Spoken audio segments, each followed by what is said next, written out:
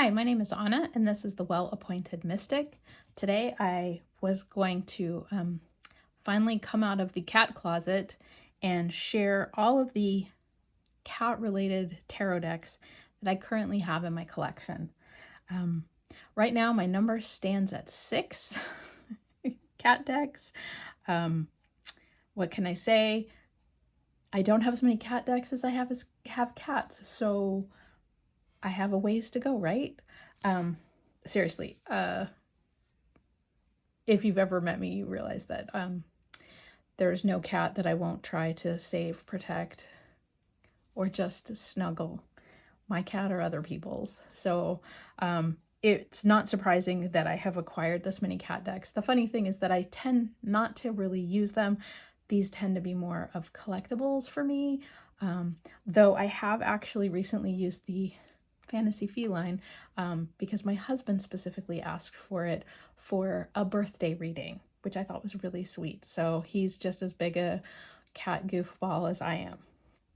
So in a previous video, I talked in detail about the two newest decks in my collection, which would be the 9 Lives Cat Tarot and the Paw of Light, and I will put a link to that video where I go into these in detail. So I won't spend a ton of time so that I'm not repeating myself, but these are both new, relatively new decks that were available via Kickstarter. The Paw of Light has this beautiful gold foil edging, gold foil backs, and then cute, almost cartoon-esque illustrations. So that may or may not be to your particular liking if you are a cat person. I have a Siamese who is definitely the 3 of claws when she wants to be. She's getting to be a little bit older though, so. But anyway, so this is the other thing with the Paw of Light deck is that they did change all of the suits. So we have the suit of catnips, which is the wands, the suit of claws, which are the swords. Then we have bowls for cups, and there's a bowls. And then the last one, the last suit is snacks, which are the pentacles. So that is the Paw of Light. That's one of my more recent acquisitions. And then we have the 9 Lives Cat Tarot, which is also a recent Kickstarter deck that was in my other video. So I'll just go through this real quickly. Guidebook,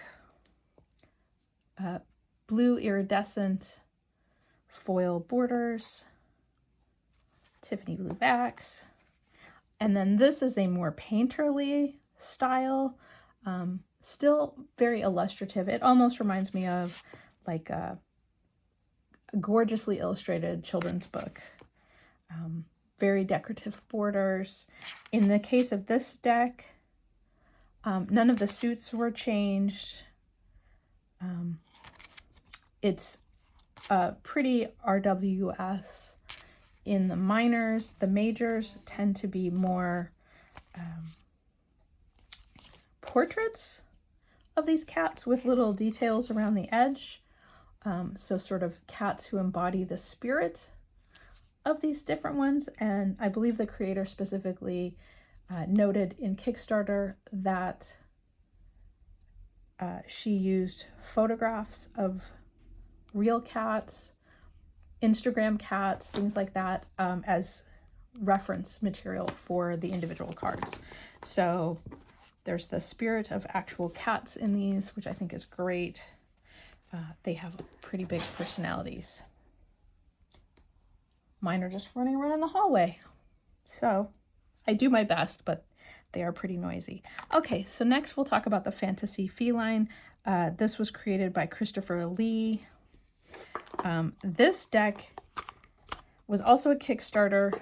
What is most interesting about it is a completely landscape deck. It has a gold, like gold painted, so it's more of a shimmer. It's not a foil. I can, if it helps for comparison's sake, this one is foil.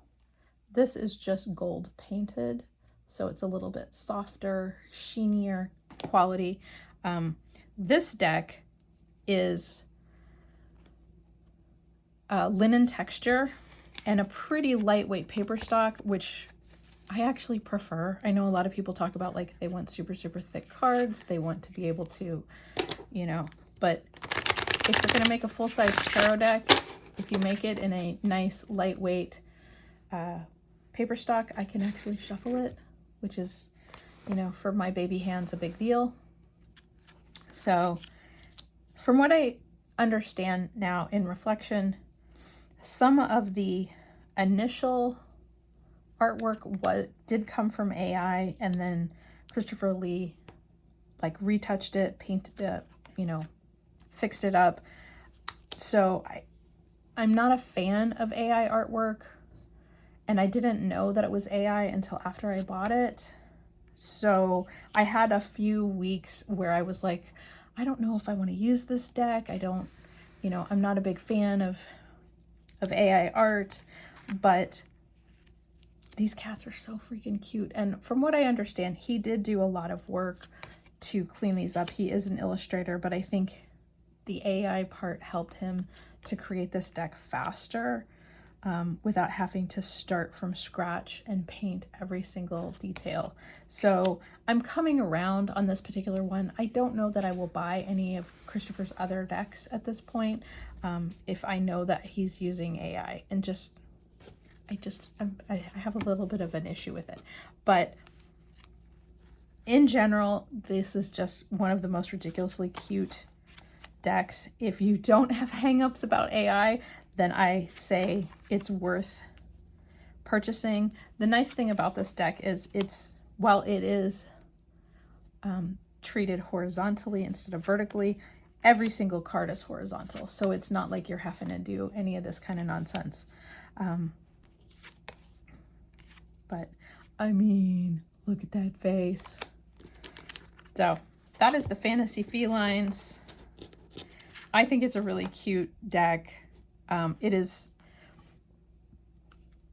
kind of walks that line between being an RWS-like and then kind of doing its own little thing. Like this Four of Pentacles is kind of doing its own thing.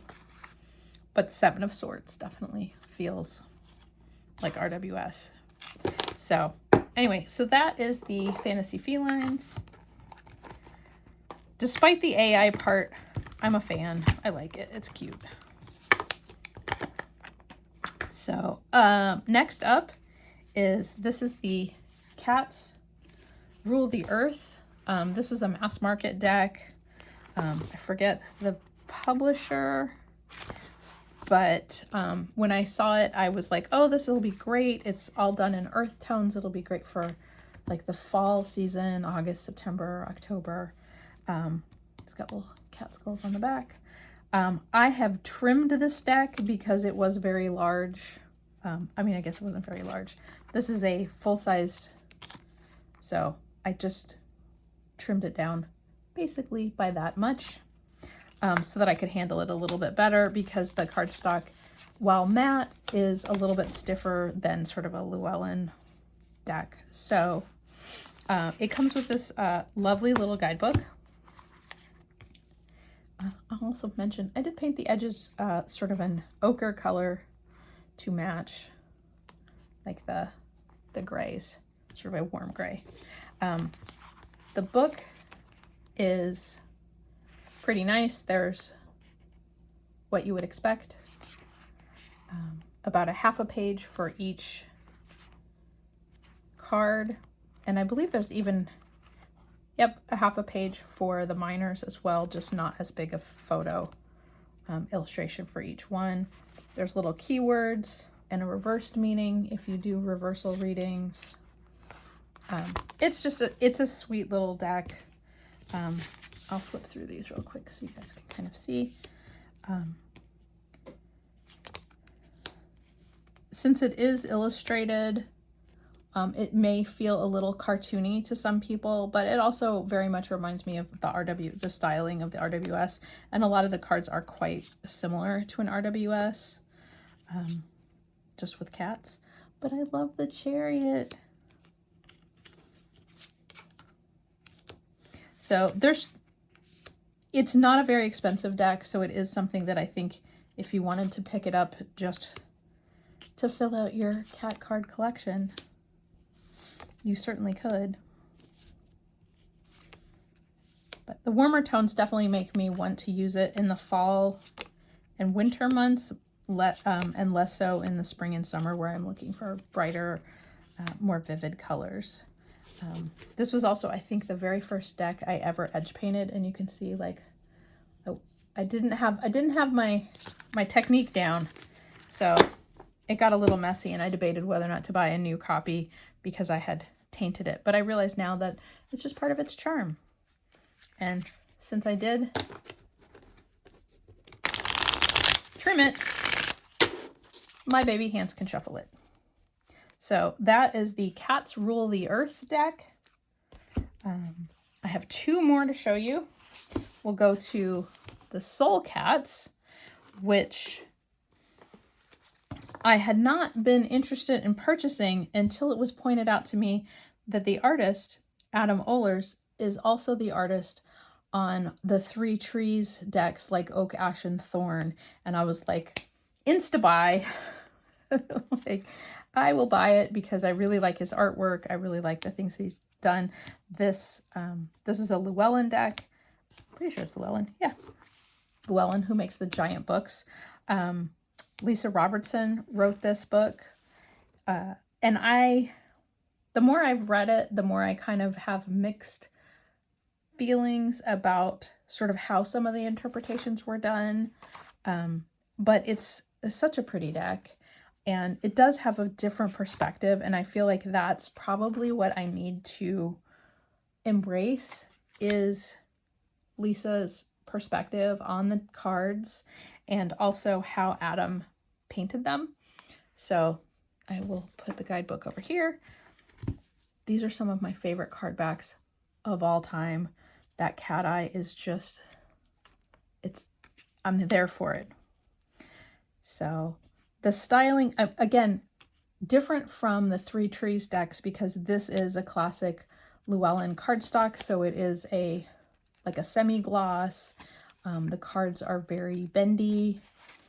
You know, the way that the type was treated for each of the cards is not as sort of integrated as I feel like some of the Three Trees decks are done. But if you are a cat person, there's some really interesting things about this.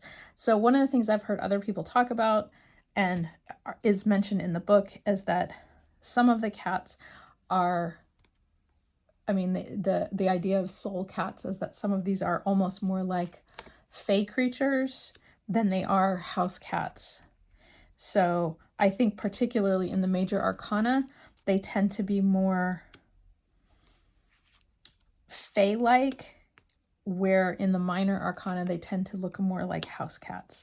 So just as I'm flipping through, although the Puss in Boots look in the Two of Wands is probably a little more fairy tale than fey. But, and different interpretation of the Three of Swords. I know that's a touchy point for a lot of people. This is an interesting take on the Strength card with the mouse helping the cat. Take some bravery. But yeah, so the artwork is so beautiful and there's such lovely details in this that I do feel like I need to spend more time with this and embrace it a bit more. I'm always curious why the hairless cat is always the devil cat. I realize that they look a little scary, but really they just want a sweater. So that is the Soul Cats. I'm sure there are more lengthier reviews. I really need to paint the edges on this. I think a lovely yellow would be nice to sort of capture that, the sort of yellow-orange color. project for another time. Okay, and then my last one, the Meowholic, which I think honestly was my very first cat deck. I found it, I think, on Etsy, but it had been a Kickstarter. I am not sure that it is still available. I think it may be out of print, but I love this deck. I'm just going to say it right now. I love it. It came with a little tiny guidebook, just black and white with a little bit of information. None of the suits were changed, and there is a real lean into, this is just continuation, so, of the Wheel of Fortune and not printed twice. As I was saying, goes along with the Rider-Waite-Smith in a lot of ways, but from a cat's perspective. So the back is just a lovely star design. The front of each card is this lovely painted look. It feels to me like it was probably done in Procreate on an iPad. It has that sort of feeling, but these are such, some of the illustrations are so fun. I'm particularly fond of what they did. Oh, the Ten of Swords got a cone head. No cat likes having a cone head. That's just as bad as being stabbed with swords. But I like the little detail of the lion and the eagle on the Two of Wands. It's a nice little touch. It's a great Two of Cups. But the majors on this are really well done. These are not anthropomorphized cats in any way, really. I mean, I guess a cat on a skateboard is a little bit, but they all feel like the Sun card. Like, this is a happy day for anyone, cats included. This is the only card I have a problem with, and the cat is wearing glasses. And the Star card is one of my favorite cards, so this was a real stumbling block for me. Also because it says the stars instead of the star. And I was like, what is going on here? But like so many people have said in the past, if you really like a deck and there's one card that bothers you, you just need to let it slide. Find out why it bothers you. So look at that Knight of Wands.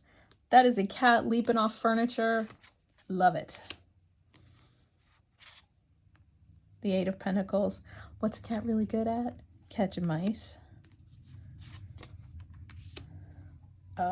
Such a good hanged man. Should be the hanged cat at this point, but we'll let it go. Magician. The Knight of Swords. Oh, got those claws out. That kitten is figuring it out. So this is just such a fun deck. I really like it. I was really hoping to find, once again, the hairless cat is death. Poor guy. But look at that Nine of Wands. That cat is protected. He's holding fort. The Chariot is the two cats pulling their food. The lovers are pretty. I'm pretty sure I've seen this image on Instagram somewhere. The cats that were basically had that coloring, or someone photoshopped them to look like they did. The World card is adorable. But I really wanted to show you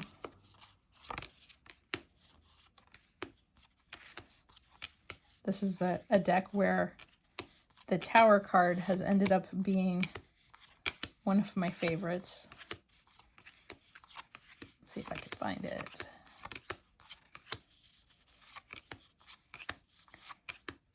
Also the Strength card. There we go. There's my Tower card. Because every cat tower was like, it was a done deal with that one. So that is the Meowholic. That is the last one I have to show today. So we have, let's see. I don't even know what I did with the box.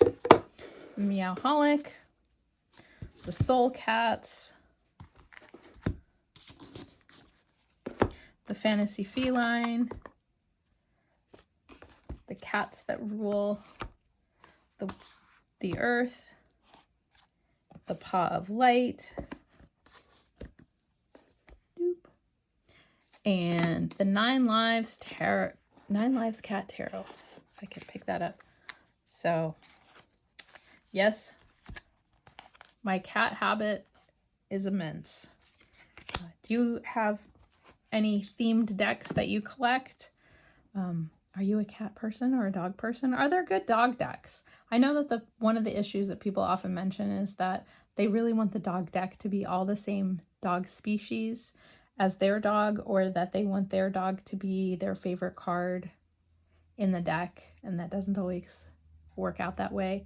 There's a joke that cat people love all cats and dog people love their dog breed, and I think that it's often true because I'm tickled by all of these, but also I have enough cats that I pretty much cover all the different aesthetics. I don't have a hairless cat though, so my complaints about them looking like always being the devil card is just a personal quirk.